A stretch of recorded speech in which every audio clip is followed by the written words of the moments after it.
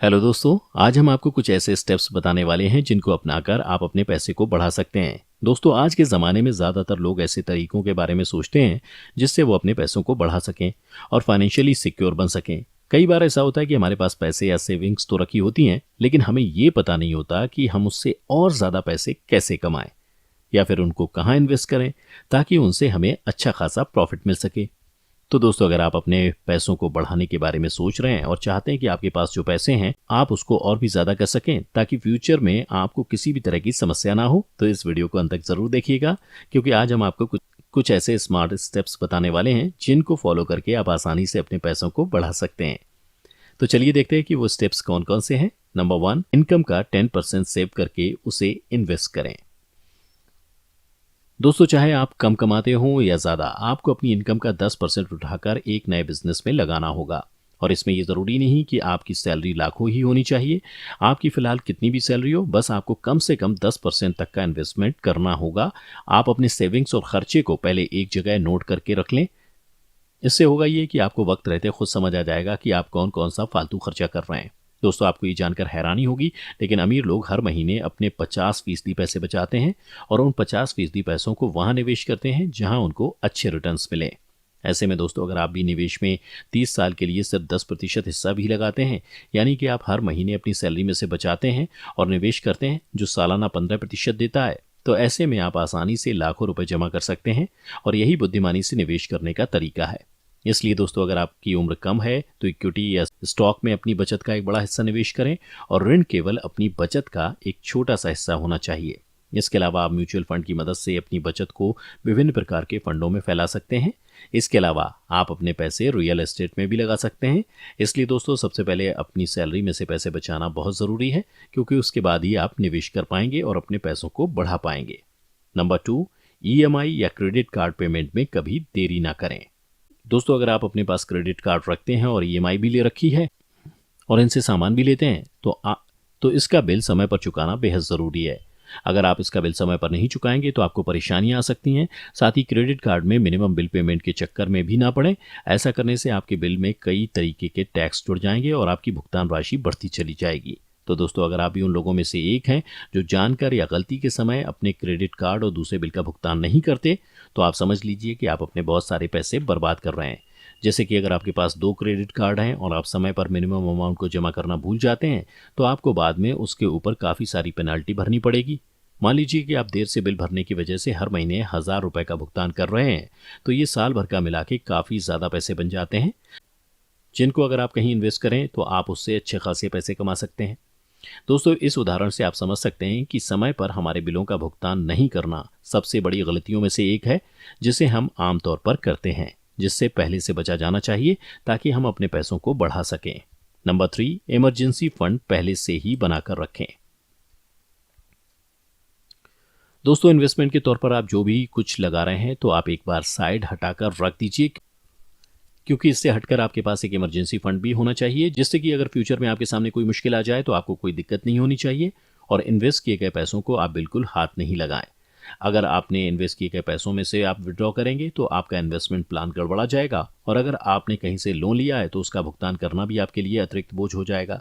इसलिए दोस्तों, ये काफ़ी ज़रूरी है कि आप पहले से इमरजेंसी फंड बनाकर रखें, क्योंकि देखा जाता है कि कई लोग अपने पैसे तो बचा लेते हैं, लेकिन कभी जब उनको पैसों की ज़रूरत पड़ती है या मुश्किल हालात आते हैं तो वो उनको खर्च कर देते हैं, क्योंकि उनके पास इसके अलावा और कोई ऑप्शन नहीं होता। लेकिन ऐसा ना हो, इसके लिए आप कोशिश करें कि इमरजेंसी फंड बनाकर ज़रूर रखें। अभी शायद आपको ऐसा करना मुश्किल लगे, लेकिन अगर आप अभी से ऐसा करेंगे तो मुश्किल के समय में काफ़ी काम आएगा दोस्तों। और साथ ही आप इसे अपने किसी दूसरे काम के लिए भी इस्तेमाल ना करें, बल्कि इसे ज़रूरत के समय के लिए ही रखें। ऐसा करने से आपको इमरजेंसी में अपने पैसों को खर्च नहीं करना पड़ेगा। इसके अलावा कोशिश करें कि आप लाइफ इंश्योरेंस, हेल्थ इंश्योरेंस और बाकी सभी ज़रूरी चीज़ों का भी पहले से इंश्योरेंस करवा कर रखें, क्योंकि इंश्योरेंस ना होने पर भी आपको मुश्किल का सामना करना पड़ सकता है और ऐसे में आपके बचाए हुए पैसे दूसरे कामों में खर्च हो जाएंगे। इसलिए इन सब चीज़ों से बचने के लिए आप पहले से ही इमरजेंसी फंड बनाकर रखें और इंश्योरेंस भी लेकर रखें। नंबर 4, अपने खर्चों का फंड बनाएं। दोस्तों, आपका इन्वेस्टमेंट अलग है, इमरजेंसी फंड अलग है और खर्चों का फंड एकदम अलग होगा। इसमें आपको आने वाले 4 से 6 महीनों के मंथली खर्चों का फंड बनाना होगा। ये सच बात है कि इतने सारे फंड एक दिन में तैयार नहीं होंगे, लेकिन अगर आप धीरे धीरे कोशिश करेंगे तो कुछ महीनों में आप ये फंड तैयार कर लेंगे। दोस्तों, खर्चों का फंड बनाने से आपको फ़ायदा ये होगा कि आपको पता रहेगा कि आपके कितने खर्चे हैं और आपके पास हमेशा उनके लिए पर्याप्त पैसा रहेगा। और दोस्तों, इसके लिए ये इंपॉर्टेंट है कि आप अपने खर्चों पर नज़र बनाए रखें। इसमें आपको सिर्फ इतना करना है कि रोज़ शाम को अपने खर्चों की लिस्ट बनाएं और देखें कि हमारे पैसे अधिक कहाँ जा रहे हैं और हम ऐसा कौन सी चीज़ पर खर्च कर रहे हैं जो ज़रूरी नहीं है। अगर आप बस ये 2 बातें ध्यान रख लेंगे और फिर इन पर विचार करेंगे तो आपके खर्चे अपने आप ही कम हो जाएंगे। इसके बाद आप अधिक खर्च होने वाले खर्चों को जितना हो सकता है कम करने की कोशिश करें और बेकार के तथा अमीर दिखने के चक्कर में किए जाने वाले खर्चों को बिल्कुल कम कर दें। हमेशा ध्यान रहे कि अमीर दिखने का शौक आपको कभी अमीर नहीं बना सकता। इसके अलावा कभी भी जोश में खरीदारी ना करें, और इसका मतलब केवल कुछ महंगा खरीदना ही नहीं है। और भी ऐसी बहुत सी आदतें हैं जो आप आसानी से पहचान सकते हैं। इसलिए कभी किसी को देखकर कुछ ना खरीदें, बल्कि हमेशा अपनी ज़रूरत को ध्यान में रखते हुए खरीदारी करें। और अपने आर्थिक स्तर को उठाने के लिए आपको जल्दी में खरीदारी करने से बचना होगा। एक बात का और ध्यान रखें, कभी भी भविष्य में काम आने वाली चीज़ आज ना खरीदें। अगर उनमें समय के साथ कीमत कम होने वाली चीज़ शामिल हो तो बिल्कुल भी नहीं। अगर आप खरीदना चाहते हैं तो ज़मीन, फ्लैट और शेयर्स खरीदिए, और ऐसा करके आप अपने आप को फाइनेंशियली सिक्योर कर सकते हैं। तो इन सब बातों को ध्यान में रखते हुए आपको अपने खर्चों का फंड बनाना है दोस्तों। नंबर 5, निवेश से हुई इनकम को फिर इन्वेस्टमेंट में लगा दें। दोस्तों, अगर आपको अपने इन्वेस्टमेंट से किए हुए पैसों से कोई इनकम हो रही है, जैसे कि आपका कोई फंड यानी म्यूचुअल फंड मैच्योर हुआ है या ट्रेडिंग से आपको कुछ हटकर इनकम मिली है और आपको उस पैसे की अभी ज़रूरत नहीं है, तो उस पैसे को दोबारा इन्वेस्टमेंट में लगा दें। जी हाँ दोस्तों, बार बार पैसों को इन्वेस्ट करने से आपके वो पैसे बढ़ते जाएंगे और बाद में जब आपको ज़रूरत होगी तब वो पैसे आपके काम आ सकते हैं। नहीं तो वो एक जगह पर इकट्ठे होते रहेंगे और साथ ही बढ़ते भी जाएंगे। इसलिए दोस्तों, कोशिश करें कि अपने इन्वेस्ट किए हुए पैसों को फिर से इन्वेस्ट करते जाएं, और ऐसा करने से आपको उस पर और भी ज़्यादा इंटरेस्ट मिलता रहेगा और धीरे धीरे करके आपके पैसे बढ़ते जाएंगे। तो दोस्तों, ये थे कुछ ऐसे टिप्स जिनको फॉलो करके आप अपने पैसों को बढ़ा सकते हैं। तो दोस्तों, आज की वीडियो में बस इतना ही। हमें उम्मीद है कि आप इन सभी बातों को ज़रूर ध्यान में रखेंगे और साथ ही हमें अपने एक्सपीरियंस कमेंट करके ज़रूर बताएंगे।